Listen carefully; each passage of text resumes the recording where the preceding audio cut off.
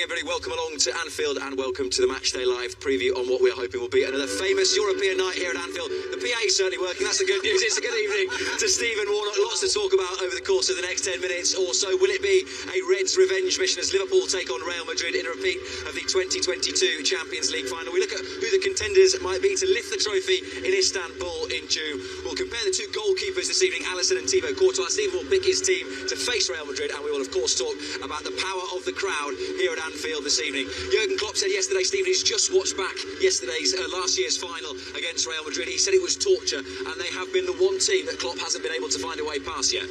It's very interesting, the comments, isn't it? Carlo Ancelotti's set up very well against Liverpool last year. He said he knew how to beat them. He knew he had a plan in place to do that, and ultimately they got the job done. I think the big thing for Jurgen Klopp is he's got to look past that and just think it's a different game tonight.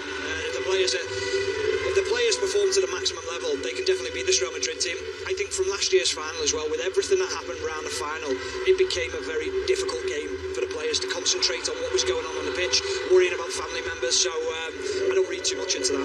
There's always a sense in Champions League that the longer it gets into the competition, the harder Real Madrid are to play against. And by the time they get to a final, they're almost unbeatable, such is their know-how.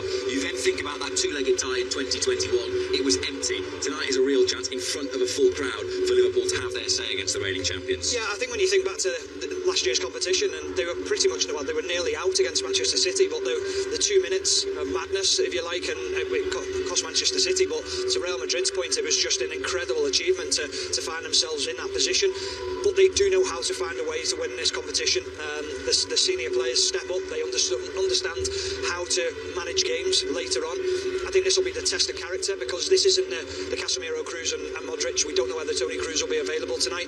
Casemiro's obviously left and gone to Manchester United, so that midfield balance is a little bit younger. Valverde's come into that position in midfield, and he's an exceptional player, but it's still not got that experience that they had previously. Yeah, Jurgen Klopp spoke yesterday about it being two very different teams to the ones that contested the final in Paris. We know that Liverpool have had their struggles. How do we find Real Madrid? Are they stronger or weaker than the team that lifted the trophy last year?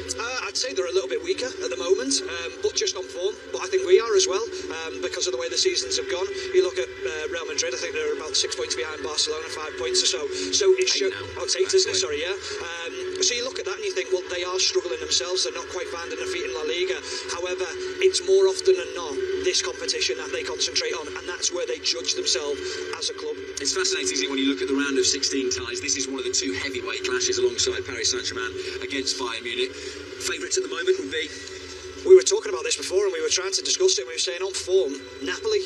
When you think about what they've done, what they've achieved, they've come here and we beat them here, but they dismantled us away from home. They're an exceptional team. The football that they play is outstanding. I think Bayern Munich will get stronger towards the end of the competition. Sadio Mane is due to come back for them, and they are a very, very impressive team. But don't write off Paris Saint-Germain with the forward three that they've got.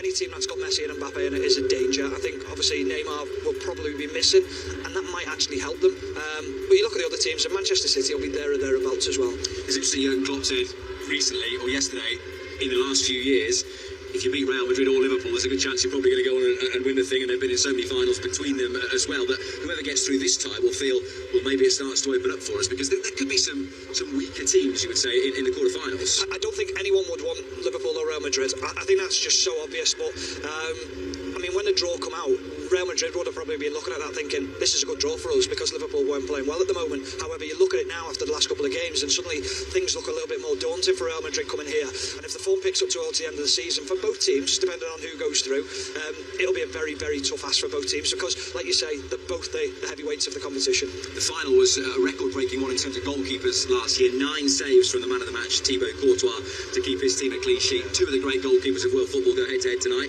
Who's better? Well, I don't get to watch Thibaut Courtois week in, week out. He's an exceptional goalkeeper. I've seen him at Chelsea play a lot. I don't think he's necessarily brilliant with his feet. Alisson's, for me, the better goalkeeper from what I've seen from him. But you have to say, the performance last season was unbelievable. It really was. He kept them in the game. Liverpool should have won the game. We should have got away from that with another European Cup, but for the performance of Thibaut Courtois. So it's going to take something special to beat him. We know that. But they're both exceptional keepers. It was really interesting, Courtois as well, after the match, saying, put some respect on my name, I deserve a little bit more praise. But it was almost a sort of personification of how Real seem to get through those knockout stages, that they don't like being written off, they don't like going into ties where they're the underdog, and they were beaten a couple of times, and it's just incredible how they just somehow find a way through ties. Yeah, they do. But you look around the squad and the quality of players that they've got, they can change the game in an instant because of that ability to, whether you're feeding Vinicius Junior or Benzema's finishing chances. I mean, the chances that he gets and the half chances, sometimes they're not even half chances, but such is his quality. That's why they do find themselves going through games like, or through the group stages and through the rounds later on because of that quality. As for Alisson, I mean, he's been Liverpool's best player. That's the simplest way of putting it this season, isn't it? Yeah, it's been outstanding. Times that he's been called upon, that he's been a one-man defence at times, and against Newcastle last week, we could have been 2-0 down early on in the game, and it's just magnificent saves that he makes. We always look at, we talk about concentration levels of a goalkeeper. He never switches off. Okay, he makes the odd error. More often than not, it's with his feet though, because he's that confident with his ability with his feet. But I think shot saves and commanding his penalty box, being off his line, the sweeper keeper as you like to call it, he's brilliant. And interesting psychologically for him this season, because he's had 2 or 3 seasons where he's been in that mindset where it's, I'll probably make one big save a game, whereas now, unfortunately, he's busier than we'd like him to be. Yeah, and I think it's showed even more his quality and what he's capable of doing. But you are right, you've got to nullify the opposition's attacks and make sure that the shots that are coming in are few and far between. We're not doing that at the moment. There's too many opportunities created by the opposition. They're getting through that a little bit too easy. However, in the last couple of games, I think he'll have been happier with what's going on in front of him as well. We've asked you to pick your team for tonight, and after a little bit of momentum that's been built with the Derby win at Newcastle, you've gone same again. Yeah, I have, just purely for the fact of 2 good results. I said in the previous game I didn't think Van Dijk could play against Newcastle. I was wrong in that, but I think with the game coming up here, I just thought he was best suited to that. But he looked good in the game. He looked like everything was fine with his injury. The issue tonight is Darwin Núñez. Does he play? Does he start? I think if he's fit, I think he plays, because I think he's awkward to play against. He's a handful. I think also because of Roberto Firmino and Diogo Jota just coming back for fitness. I don't think Jota's quite looked at his sharpest. I thought Firmino was outstanding coming on against Newcastle. I think if Darwin Núñez doesn't start, I think Gakpo goes out to the left and Firmino down the middle. It's interesting, isn't it, the difference between those types of players. With Firmino is someone who would like to sort of drop into that midfield area, where Darwin Núñez is going to try and run that Real Madrid defence all over the place, isn't he, if he's fit? Yeah, and I think the big question is what does Jurgen Klopp want? What would be harder for Real Madrid centre-backs to play against? Would it be someone who drops deep? But then when Gakpo plays in that position, now we're seeing him dropping deep. He's now understanding that role of playing in that central position, dropping deep.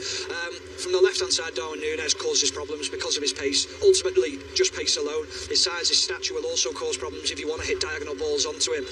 But it's a great conundrum to have for Jurgen Klopp, because you think of the quality now coming back, it gives him so many more options. And if we plot our way back through the pitch from the forwards into the midfield, what a big night it could be for young Stefan Bajcetic, because he's playing against one of the greats of the modern game tonight, Luka Modric, with 5 Champions League titles to his name. He'll learn so much if he has to start this game. I do expect him to start the game because of his form, because of how calm he's looked in big game situations. I think he'll enjoy the occasion. I don't think it'll be too much for him. I think he'll enjoy it, but you've got to play the game and not the occasion and not the man as well. Don't be thinking that's Luka Modric. Be a pest, get in his face, make it hard for him. Come away from it and say, Luka Modric wanted my shirt. He was saying you're going to be a star in the future, which we all believe he can be. This is a big occasion for him, and I'm sure he'll enjoy it. And in the full-back area, Vinicius Junior was the match winner in Paris. It's a big night for Trent. It is. I think when you come up against a player that you've had troubles with, and I think we can say safely that he has had problems against him, it's learning from those mistakes. What are his strengths? What are his weaknesses? Try and force him onto his weaknesses. Try and nullify the passes into him, make it harder for him to get on the ball. And that comes from your teammates around you. I think the balance in midfield, if it is the same trio who played against Newcastle and Everton, I think that will also help him as well. But do you take him the other way? Do you try and go the other way? He almost cheats a little bit, Vinicius Junior, though. He's allowed to cheat because of his speed and his ability to go forward. Talking of great fullbacks, a certain one was popping around Matthew Street earlier, Mr. Roberto Carlos, enjoyed himself. There's a good player. I hope he was on the karaoke. I hope he was on the Diet Coke, so he's doing commentary, otherwise he could be in big trouble later. Yeah, I saw him here last time, played against Real Madrid, and he was doing the work for Real Madrid TV, and what a player. I mean, he's such a humble guy as well. Had a little bit of a chat with him, and you just think, what an icon of football. Exchange some tips on being great left-backs, basically. Oh, he told me everything. It's too late now.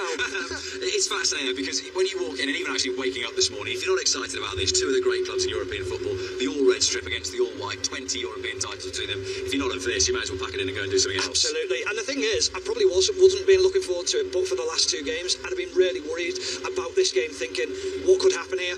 I come here tonight, I'm very optimistic that we can get a result. I think we can cause them huge problems. I think the confidence has grown back into the squad. I don't think they're at the very best as well. Watching them a few weeks ago against Barcelona, they struggled so much with pace, with power, and I think we've got plenty of that in abundance. We've got quality as well, and hopefully this place gets rocking tonight. And just finally, I mean, you said there, we hope it gets rocking tonight.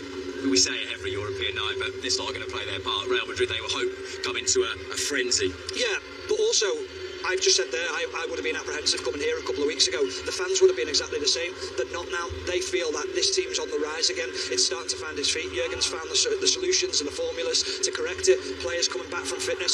The fans will be coming here as well tonight, thinking we can turn these over and we can win tonight. Stephen, thank you very much indeed for now. Let's just point in the direction of our coverage throughout the course of the rest of the evening. Matchday Live with Stephen, Phil Thompson joining Mark Benstead in the studio from 7 o'clock tonight. Full audio commentary of Liverpool against Real Madrid at 8 o'clock, and then 10 o'clock the reaction show. The boys back in the studio, and hopefully some interviews from in the tunnel as well. Midnight, the full match is available on LFC TV, and then 11 o'clock tomorrow evening, YouTube and Facebook, you'll be able to see all the behind-the-scenes action from inside Anfield. Liverpool owe the reigning European champions at least a couple. Can they get a little bit of revenge this evening? We'll see you a bit later on.